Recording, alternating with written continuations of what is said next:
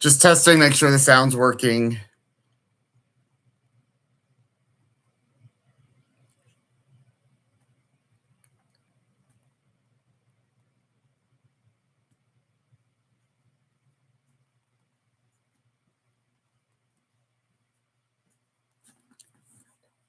I know I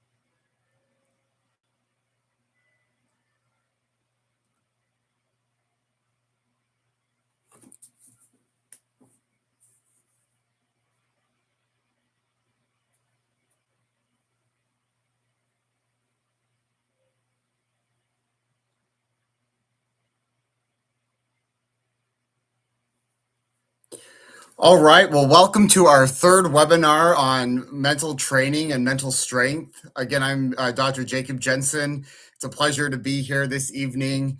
Thanks to the Bonita and CTA League for joining us, or if you're watching this later, I appreciate you watching this, and hopefully you're getting some good information from these webinars.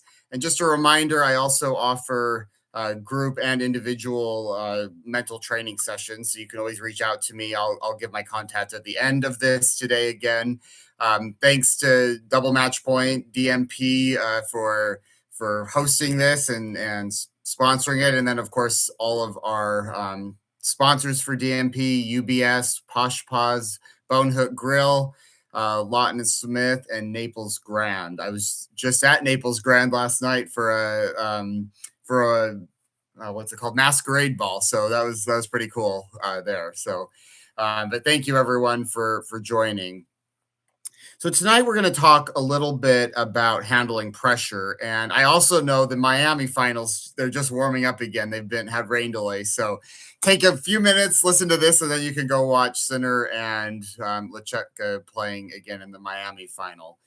But when we look at handling pressure, there's those key moments in matches. Often when we look at a match in tennis, and I think some of this would obviously apply to pickleball, paddle, or padel, and other racket sports. is there's those key moments. Sometimes you look at a match and there's only a couple points that separate the difference between winning and losing. And I just put a few down here. Break points, obviously there's pressure there when you have a break point. Deciding points, if you ever play the no ad scoring, which they do in college, I know they do in some tournaments, possibly in some of the league play that you do, where it comes down to that deciding point in a game, whoever wins that point. I know I was watching the women's doubles final a little earlier today, and uh, Paulini and Irani had a three set points in the first set, serving at 5-4. We're up 40-15. Then it got to that 40-40 point. It's either a set point again or it's a point to get back to 5 all. So those are really important points. Obviously, set points when you have a set point in a match or a match point. Tommy Paul the other night playing in Miami had 4 match points against Feast. He was up 6-2 in the tiebreaker, and so those match points, you just back off a little bit and allow somebody to come back. Obviously, serving for a match is not just 1 point, but serving for a set or a match are those pressure moments, and then tie breaks. It's interesting to me watching the pro tennis how often the tie breaks either go really quickly for the good or for the bad. They often go really quickly. So trying to figure out how to play your best in those tie breaks. Somebody like Sabalenka has an incredible tie break record now and has figured out how to play her best tennis in those moments. So we all face those moments when we're playing matches, and figuring out how to handle those. So I just have a few tips today. There's obviously we could go a lot longer than 20 minutes, but I wanted to just give a few key tips to handling those pressure moments. That's probably one of the number one questions I get is how do you handle pressure moments and situations in matches? So one thing I teach the athletes, the tennis players I work with, is this idea of the stop metaphor. So when we have those big moments, often again we start getting very anxious.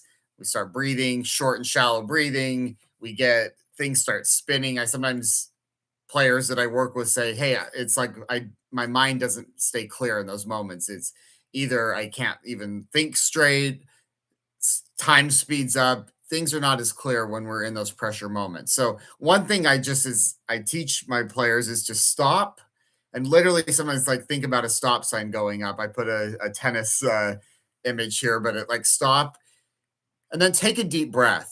Allow yourself to really be back in that present moment. And I know it seems so obvious, like keep breathing deeply, but stop. This would be like before one of those pressure moments. So you have 20, 25 seconds before a point. So stop, take a deep breath, and kind of just observe quickly how you're feeling.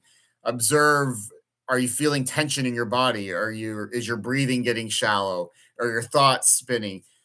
We can't change something unless we're aware of it. And that's one thing I've really learned is a lot of times athletes aren't even aware how they're feeling in those pressure moments. So part of handling that pressure is to be more aware of it. So stop, take a deep breath, observe how you're feeling, observe your surroundings, really associate back into what you're doing. Again, that's sometimes athletes talk about what we call disassociation, where again, they're not even very aware of what they're doing out there, how they're feeling, how they're thinking, what's happening. So we want to kind of slow time down, stop, take a deep breath, observe, and then have a plan. So plan exactly if it's a match point on your own serve or a set point or a deciding point. Plan exactly how you want to play that point, and then proceed to move forward. Plan, do you want to hit big targets? Do you want to make sure you give yourself good margin over the net? Do you want to make sure you stay aggressive? This is what makes it hard is because people handle those pressure moments differently. Some become very tentative, some become overhit. And it's interesting, again, going back to this being aware, a lot of times the players that I work with are not even very aware of how they're handling those pressure moments. So that's where I like this stop, take a deep breath, observe, be more aware, and then plan how you want to play that point. And then we'll go over some other things in a minute. But that's just remember that stop metaphor when you're before you play one of those pressure moments. Pressure, we call it pressure training. You want to prepare for that, and you can do this in practice as well. Practice matches, So, a few other things I wanted to emphasize tonight is again that taking a deep breath. And this can be one breath, but it can also be breathing throughout, making sure you're bringing your breath down into your diaphragm, bringing it down into your body. Because again, when we get nervous in those pressure moments, our breath often becomes very short and shallow. So, taking a deep breath, sticking to your routines. If you bounce the ball a certain number of times before your serve, stick with that. If you imagine or visualize yourself bef- how you want to play that point, but make sure you're sticking with your routines. I find that in those pressure moments, players often will kind of get away from the routines that got them there. They speed up the time or they don't go through the full routine. This is probably the most important time to do even more with your routine, to stick with it even longer. So that's something I just absolutely make sure you're sticking to your routines. Something that I like to do with the athletes I work with is really talk about, are you looking at these pressure points or these pressure moments as a threat or as a challenge? So just let me give one example. An athlete looking at it as a threat is thinking about catastrophizing. What if I lose this point? What if I don't win it? Will I get another chance? Uh, Kind of catastrophizing. Gosh, if I don't play well, if I don't win this point, I may not get another one. Or it's even the threat of, I hope they double fault so that I don't have to play that point. I did that early in my career. I remember wishing or hoping that the player would double fault if I had a match or a set point on their serve. And the problem with that is then you're not ready to play. So then they would not double fault, and then I wouldn't be ready, and I'd play the point terribly. So really looking, wanting, I want the ball. I want them to hit a good serve, and it challenges me to play a great point, or I want them to get the return back. Now, maybe not that. I agree. If you have a pressure point on your own serve, if you want to hit a big serve or a good serve and they miss it, that's fine. But still, that idea of looking at it as a challenge, like I want to be able to play a good point here and see what happens, versus a threat of, oh, I just hope they miss, or I hope that I can get this point so I don't have to play another one. And it's subtle, but I think it's a really important is, are you looking at it as a challenge, which I think is as a positive challenge versus as a negative threat. And I think when we feel threatened, we tend to not play our best. We tend to get even more nervous in those moments. So something really good to think about is looking at it as a challenge, not as a threat. Something that I really like about Carlos Alcaraz, the number one player in the world right now, is he loves to smile in big moments, and it's something I've implemented a lot with one of the college Division One college teams I work with. Is to smile out there when you're in those pressure moments. It's easy to tense up. It's easy to get so nervous, but it's amazing how just enjoying it, smile, and that goes a little bit back to enjoying the challenge of it, but also smile. Remember, remind yourself to smile. Now, I don't want this to be fake. I don't want you to feel that that's completely against what you normally would do. But I do think it's a really useful thing to smile out there and reduce some of that tension. It's very hard to be tense in your face when you're smiling. If you're frowning, if you're kind of down, furrowing your brow, it's easy to get very like caught up in your head. But when you smile, it actually releases a lot of tension, which allows you to then think more clearly. It also helps amazingly with the breathing as well. If you can smile, it also helps you get the breath in. And then noticing other, like, are you feeling tension in your body? I think I talked about this a little bit in the first webinar, but shake it out. You know, if you're feeling tension in your shoulders, raise your shoulders. Shake out. If you're feeling, a lot of times we feel tension in our forearms, our wrists. Shake it out. You have that 25 seconds. Smile, breathe, shake out. Shake out the tension. And then this was an interesting one, and this maybe goes a little more to if you're playing doubles, but don't forget to communicate with your partner. You're in those pressure moments together. You're not alone. So communicate with each other. I know sometimes when I play doubles and I'm serving for it, I want to go in my own little bubble. And I think there's times for that, but I think there's also times, I know a lot of you probably play doubles, is to you're not in that pressure moment alone. You have each other, plan, talk, remind each other to, play a certain percentage or play a certain uh, the way that you want to play that point, smile together, remind each other to breathe and go for it. So I think that's really important, especially with doubles. I was thinking of those pressure moments. If you really need to go to the back of the court, like let's say you're serving and have that moment to yourself, that's fine. But I do think it's something that I would do differently if I were to look back at a lot of the times when I was playing doubles is you have a partner there, use them. Don't be afraid to uh, I think to yeah, to talk to your communicate with your partner. Something I've been working with the doubles teams at the university, the college teams a lot, and they're actually handling sometimes the pressure moments better now in doubles because they're smiling together, they're talking, they're loosening some of that tension. And I'm trying to get them to do that more in the singles as well. But I think that can really help in doubles. And I wanted to recap a little bit from some of the two other webinars I've done, and then we'll open it up to a couple of questions. Um, so give me one second. I'm seeing a couple questions coming in. But I wanted to recap. So the first webinar I did, I talked a lot about routines and then also positive self-talk and body language. I think we talked about communicating with your partner in doubles, but also communicating with yourself. What messages are you sending yourself? And that is interesting. I always think about if you are coaching yourself in a big pressure moment, what would you say to yourself? And do we say what we would say like if you're coaching your partner or a friend or somebody else in those moments, what would you be saying to them? And are you saying those same things to yourself?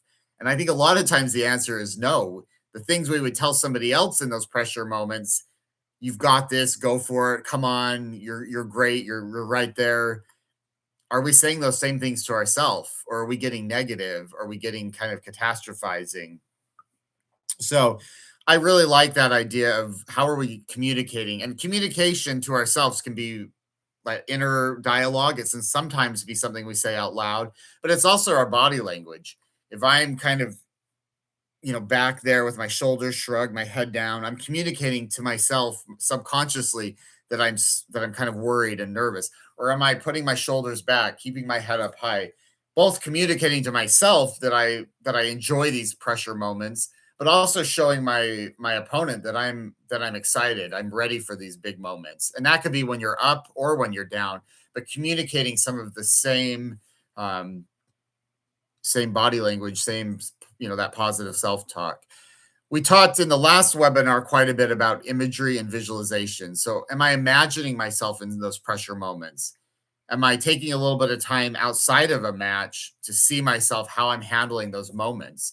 It's not always easy to do, but am I seeing myself playing the way that I want to in those big moments? Am I playing with am I going out there and hitting through my shots? Am I giving myself good margins, not hitting too close to the lines?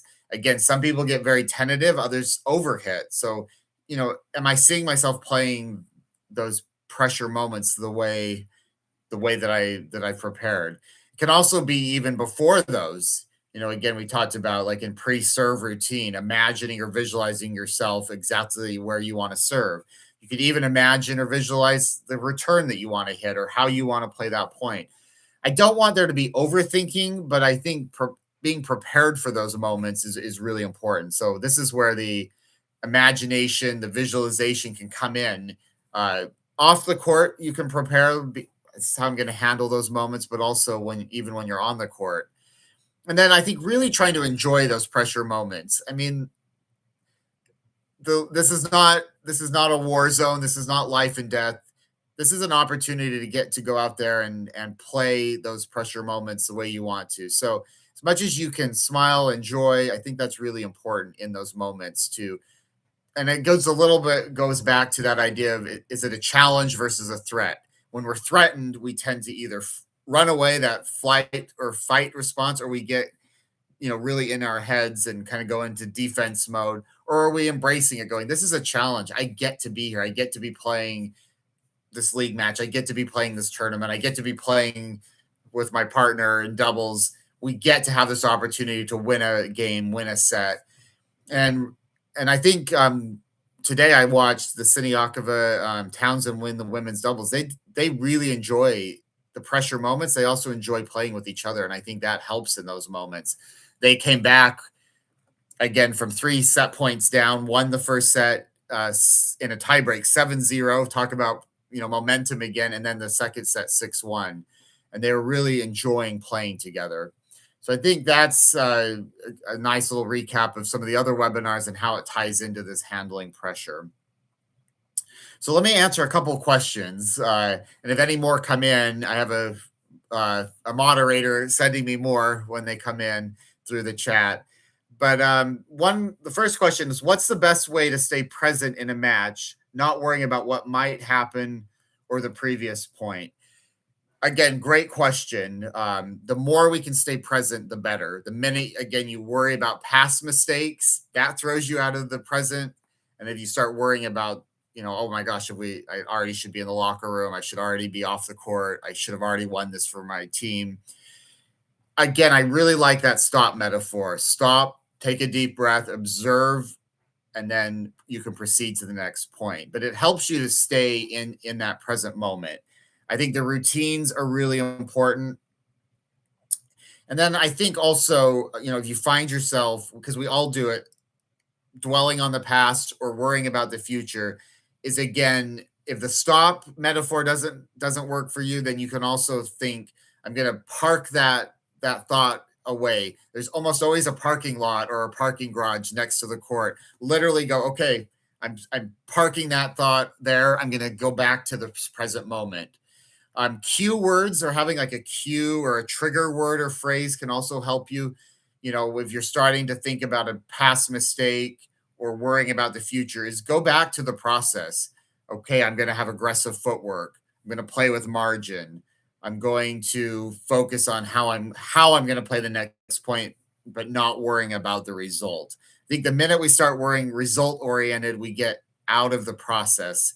I don't want people overthinking out there, but I do want, if you're thinking about, okay, I need to keep my footwork aggressive. I need to make sure I'm moving forward on my volley. For me, I get tentative sometimes. I need to keep going for the ball, whether that's poaching or being aggressive out there. But the minute I start giving myself task-oriented cues, then I stop worrying about, I have to win this point. What if I had won that point before?